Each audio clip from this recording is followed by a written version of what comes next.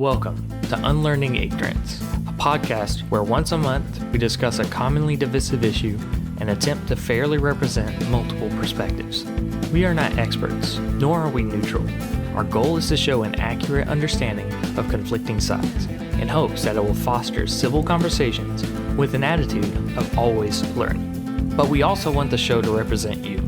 So every month we will have a response episode where we highlight your comments, emails, tweets, and voicemails, telling us what we got terribly right, incredibly wrong, or something in between. Thanks for listening to this month's episode, where we bring together Vox Populi, the voice of the people. Welcome to the Unlearning Ignorance podcast. My name is Ethan Hicks. I will be your host. And I'm your co-host, Chase Tremaine. Hey, Chase. How's your day been?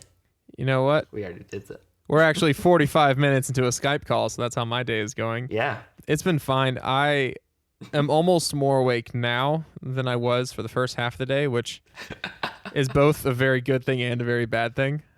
Not a good sign when, you've been awake since about 6:30 and it's more like 5:30 p.m. where you're finally like, all right, I'm feeling it. I'm ready for this day to get started. Really felt like you put in a good day's work, eh? Yeah. I never put in a good day's work. I was thinking... Go for it. As this is our first recording of the Unlearning Ignorance podcast, It would be fun to talk a little bit about how we got to that title. Oh. Yeah.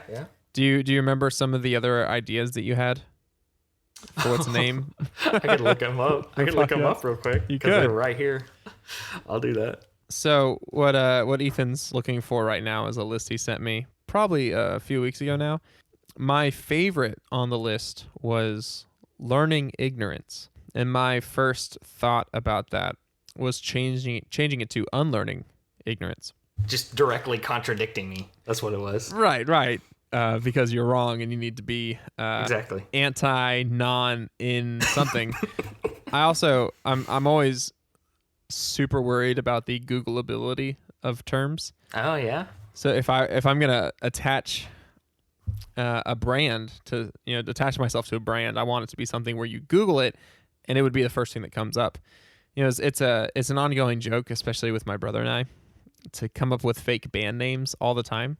And any phrase that sticks out to us as like a should be band name, we just lock eyes and stare at each other like, oh, that's it. So wait, do you have like an ongoing list of band names you just keep like a note of in your phone? We do. And a lot of our most memorable band names, which is really a different topic, are all jokes on the suggestion that my brother and I have a romantic relationship. Oh my gosh. So that we can ignore that for now. Speaking of ignoring things, so some of these ideas that you were sending me, I was Googling them to see what other things came up and be like, learning ignorance. Is there already a podcast named that? It seems possible. But I also liked, in general, just conceptually, I liked the idea of unlearning ignorance. But by Googling learning ignorance, I came across something interesting. Before we get to that something interesting, did you find your list yet? I did. All right, what have we got? Naive ignorami? I'm not sure how that would have been a terrible if the host can't pronounce it. And no one and the listeners don't know how to spell it. Ignorant to a point? Seriously, ignorant. Seriously ignorant. Seriously ignorant. So ignorance was a main, that had to be in the title. You wanted it there, no matter if it was ignorami or ignoramus, ignorant. Yeah, it came from an interesting place. I was in a Twitter discussion. She would probably call it a trolling, but I was in a Twitter discussion with a lady who is a very studied person on we'll call them black cultural issues. And I was making points and giving questions, and one of my tweets was I respect her knowledge and I'm trying to understand. I don't feel that I should be ashamed of not knowing what she knows, because I acknowledge she knows way more than me, and I'm not ashamed, and I'm just asking questions. And so that evolved into, You shouldn't have to be ashamed to be naive or ignorant, because we all are in many issues. We're not all knowing, and so to have like this unabashed revealing of your ignorance and not being afraid to show it, kind of thing. I think that actually ties into how both learning ignorance and unlearning ignorance could have both worked as titles to this podcast. Because in the future, we're going to be bringing topics to the table to discuss, and topics that a lot of people are going to have a lot of different opinions about. And even if we agree on a specific topic, we'll want to fairly accurately describe what the opposing opinions are, or what the different perspectives on them are.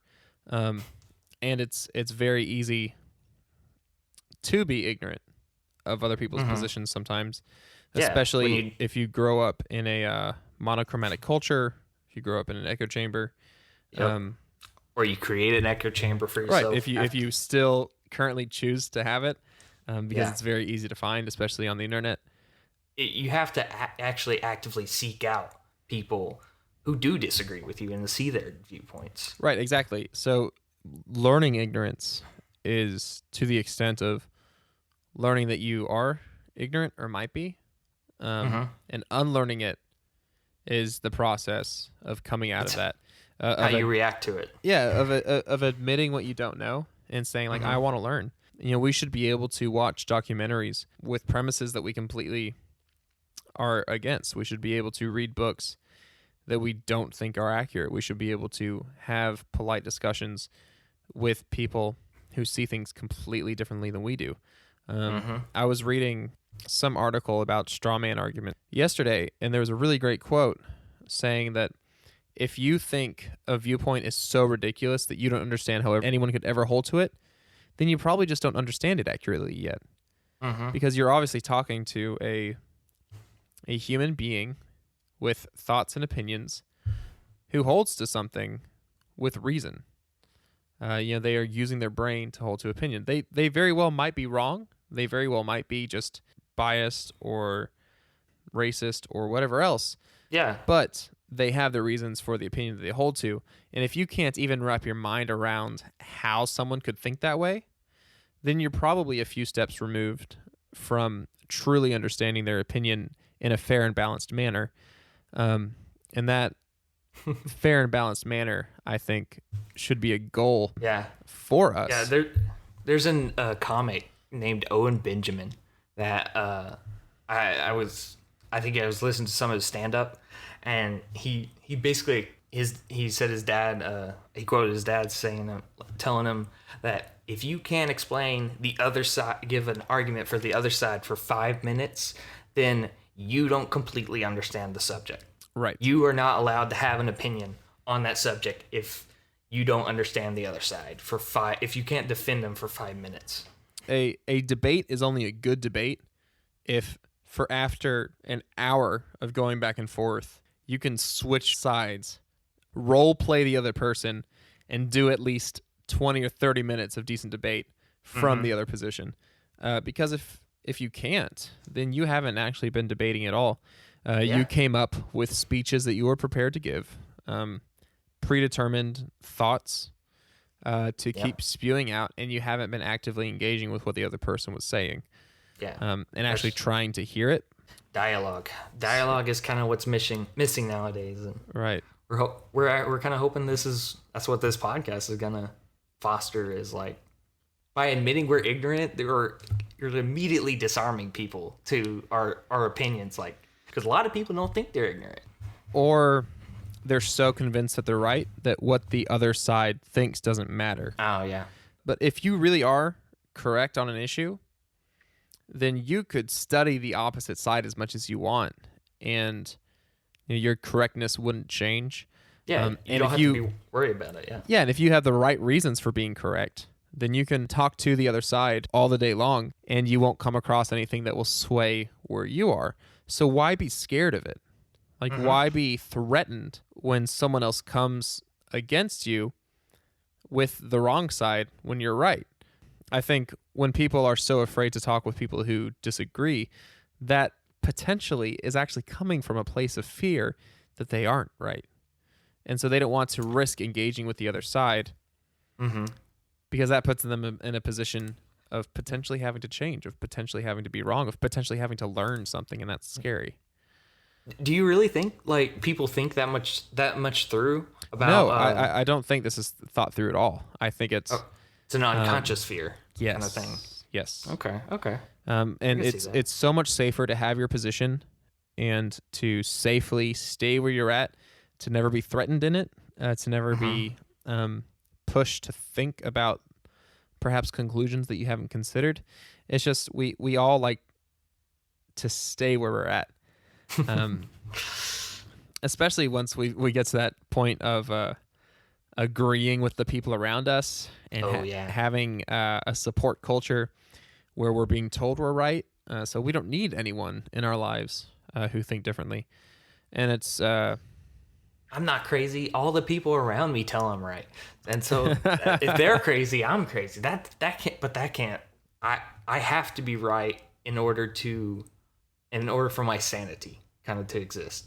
Because if I'm proven wrong, maybe I'm crazy. Maybe everybody else around me is crazy. All right, so that's the point where we need to learn our ignorance and then do something about it. We're never going to know everything, but man, is it so helpful and healthy to know how much we don't know. So on that point, when I was doing the Googling, searching of your ideas, and my favorite one was learning ignorance, I Googled it and found what seems to have been a popular article 2 years ago, almost exactly 2 years ago. Yeah. A author named Cindy Brandt posted a blog that, just working from the evidence in front of me, seemed to go viral enough that the Huffington Post reblogged it 6 days after the original post. Oh, that's lovely. Right, so I sent it to you. It was originally posted on Cindy Brandt's personal blog titled Learning Ignorance, and then the Huffington Post republished it with the new title of How to Learn Ignorance. How to Learn, okay. So I want to read this. Yeah. It's not very long, but I'll just read this, and then I want to just get your thoughts on it. How to Learn Ignorance by Cindy Brandt. My daughter is in 7th grade. Next year she will be in 8th. She tells me this means she will be the king of middle school. She will go to a leadership camp and learn what it means to cultivate leadership qualities in order to be a good king for the underlings in 6th and 7th grade. And then she will graduate middle school, and it's back to the bottom of the pecking order, the lowly freshman of high school, a sudden and abrupt drop in social status. 1 minute you're the prince, the next a pauper. Just when you think you've learned everything there is to know comes the swift reminder you are only just the beginning. Out here in the real world, things operate similarly. Motherhood certainly took me through the same cruel pattern. After floundering sleeplessly, aimlessly, in a constant panic state through the first few newborn months, I was led to believe I had mastery over this parenting thing. I could now interpret my newborn's cries. I could predict within a half-hour margin of error when she would go down for her nap, and I was becoming expertly rote and precise at changing a diaper. Then the baby started teething and snapped just like that. I was a novice again. This is true in almost every arena of life, in science and math, in the arts, in business, in the humanities, and sports. The higher up you rise, the more you see what lays out of reach. It is simultaneously exciting and terrifying that we can look back at the road we've traveled and see how much knowledge and experience we've amassed, reflect on how far we've come, how much we've changed, and look ahead only to find our movement has been minute, an insignificant blip. For those of us involved in faith and theology conversations, and as a faith blogger myself, I am painfully and acutely aware of my vast ignorance. It is tempting for me, in order to sound authoritative, convincing, and, excuse the overused term, prophetic, to exude certainty, to add power to my words. As an egalitarian, I'm told to avoid qualifying my sentences to begin with, I think. No, I should assert and demand my voice is heard, equally and unequivocally as my male counterparts. But surely my strength comes not from claiming to stake my opinions on ideological grounds, but from holding my ideas loosely, tentatively put forth for examination and critique. Surely the sign of my words containing any value and credibility are ones meekly spoken, powered not by certainty but by teachability. There is a Chinese proverb which translates, outside of a person there are other persons, outside of the sky is another sky, poetically teaching us there are always better people than you. Our astronomers are proving this ancient proverb with scientific data. There's literally another sky upon another upon another. The universe is more vast than we ever imagined it to be, and it is forcing us to rethink everything we know, including and especially our faith. How do we hold our doctrinal convictions in earnest when we know there are skies beyond our sky, and when God, who we claim to be the Creator, created so vastly outside of our scope of imagination? I think, and there it is again, I think we can't. We have to hold it all loosely. Our proposals of who God is and how God works in the world, our theological systems and institutional heritage must be open to the sky beyond the sky. This is not to say we walk around muddled and befuddled in regards to what we believe, but that is only with increasing clarity of vision that we see how much remains unseen. Richard Rohr says it takes a lot of learning to finally learn ignorance. We must strive to learn ignorance if we are serious about maintaining our position as one who worship God instead of one who becomes God. And how do we learn ignorance? Like my daughter, we have to keep moving up and falling down. 7th grade to 8th grade. Senior in high school, up and back down to freshman in college. Med school graduate, up and back down to first-year resident. To learn ignorance requires us to get gritty and keep ourselves in contact with those we can learn from, and not surround ourselves with people to teach at. It's horribly humbling to be the one who isn't in the know. It's unsettling to constantly be in a place where we feel lost, and yet it is to push ourselves to continually learn into ignorance, to rise into unknowing, to increase in order to decrease. The mark of a remarkable faith leader is not one who walks into a room with charisma, ready to wow the audience, but one who steps up on a stage ready to learn from the audience. She is the one who is most like Christ, and I'm ready to learn her ignorance. So good.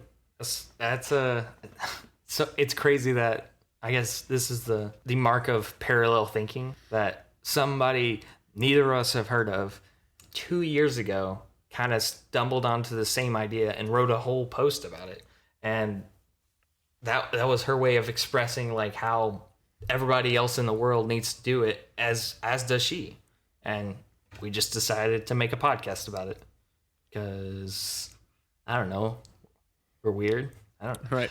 Well, she even hints that she took the term "learn ignorance" from Richard Rohr, so I bet we could just go further down that rabbit hole of what he says about the topic and just deep dive into one person after another.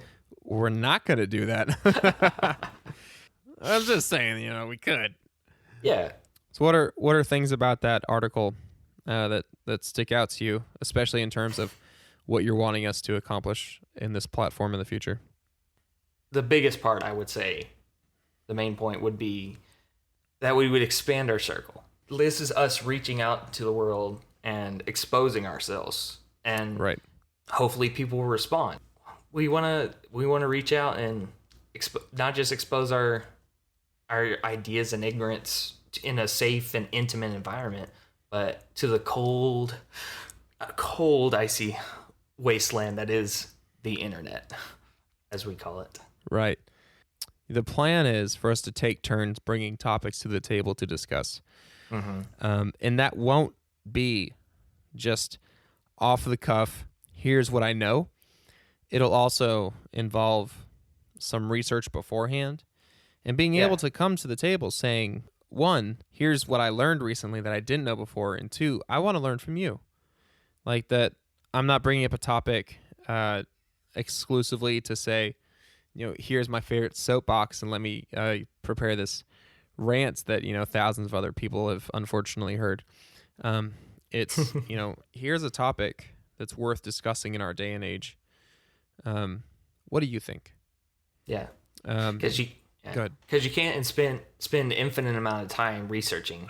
We only have so much time to devote to certain things, and we can devote hours upon hours upon hours of learning about a singular organism, but that doesn't do any good if we don't apply that to our daily life or expand up to other organisms in science, and just see how that one little bacteria that you're looking at, so much time can be spent in that. So we're trying to hit broad strokes here. We're trying to hit the big topics, and we're trying to learn from experts in the field when we're researching, and just different perspectives that either we agree with or most likely we're going to have some disagreements because we have preconceived notions.